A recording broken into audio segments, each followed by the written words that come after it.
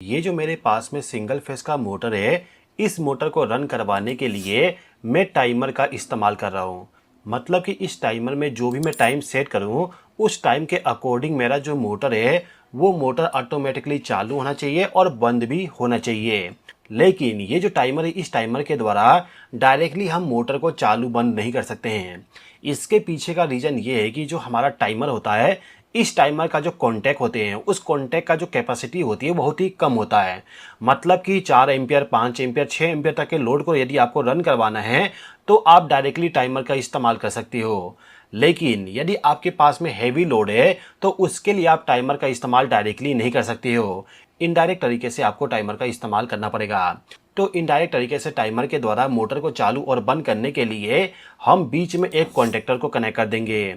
मतलब कि टाइमर हमारा इस कॉन्टेक्टर को चालू बंद करेगा और जो कॉन्टेक्टर है, इस कॉन्टेक्टर के जरिए हम मोटर को चालू बंद करेंगे। अब इन सभी इलेक्ट्रिकल डिवाइस का कनेक्शन किस प्रकार से करेंगे, इसको समझ लेते हैं। तो सबसे पहले मेरा जो यहाँ पे आरसीसीबी है, इसको मैंने फेस सप्लाई और न्यूट्रल सप्लाई ऑलरेडी प्रोवाइड करके रखा हूँ। अब यहाँ पे जो मेरा आरसीबीओ है, इस आरसीबीओ के जरिए मैं इस टाइमर को इनपुट पावर सप्लाई प्रोवाइड करूंगा। मतलब कि ये जो फेस वाली टर्मिनल है, इससे एक वायर को ले जाके इस टाइमर का जो एल वाला टर्मिनल है, जैसे कि यहाँ पे एल लिखा हुआ है, इस टर्मिनल पे मैं इस वायर को कनेक्ट कर दूंगा। इसके बाद न्यूट्रल पावर सप्लाई को भी ले जाके इसके बगल में जो एन लिखा हुआ है, इस वाले टर्मिनल के साथ इसको कनेक्ट कर दूंगा।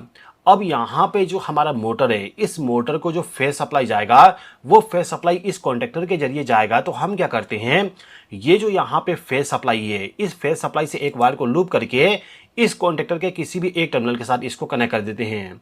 वैसे तो जो हमारा फेस सप्लाई होता है, इसको ले जाके इस पॉइंट पे कनेक्ट करना होता है, लेकिन यदि मैं इस वायर को इस पॉइंट पे कनेक्ट करता तो देखने में अच्छा नहीं लगता, तो मैंने यहाँ पे इसको कनेक्ट कर दिया। आप यदि वायरिंग करो तो इस वाले वायर को ले जाके इस वाले पॉइंट पे कनेक्ट कर दीजिएगा। इसके बाद जो न्यूट्रल पावर सप्लाई है, इस पावर सप्लाई के जरिए भी एक वायर का लूपिंग करके कॉन्टेक्टर के एक पावर टर्मिनल पे इस वायर को कनेक्ट कर दीजिएगा।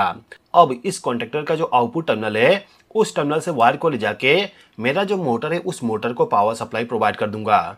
तो इस वाले मोटर को रन करवाने के लिए हमने यहाँ पे फेस सप्लाई और न्यूट्रल सप्लाई प्रोवाइड कर दिए। फेस सप्लाई और न्यूट्रल सप्लाई के अलावा मोटर के बॉडी में हमें अर्थिंग को भी कनेक्ट करना होता है। तो यहाँ पे जो मेरे पास में अर्थिंग है, इस अर्थिंग के साथ एक वायर को कनेक्ट करके इसको ले जाके डायरेक्टली मोटर के बॉडी के साथ कनेक्ट कर दिया।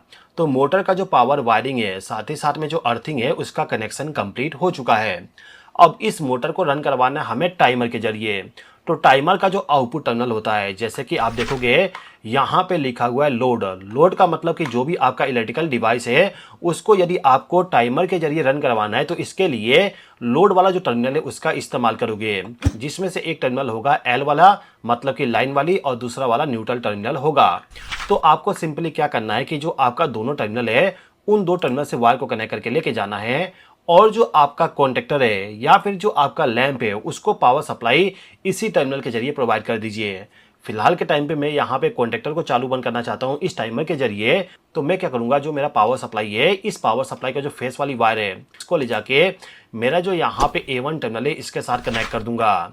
और जो न्यूट्रल पावर सप्लाई वाली वायर है, उसको ले जाके A2 टर्मिनल पे इसको कनेक्ट कर दूंगा। आप यहाँ पे देख सकते हैं, फेस वाली वायर को A1 पे और न्यूट्रल वाले वायर को A2 टर्मिनल पे कनेक्ट कर दिया हूँ।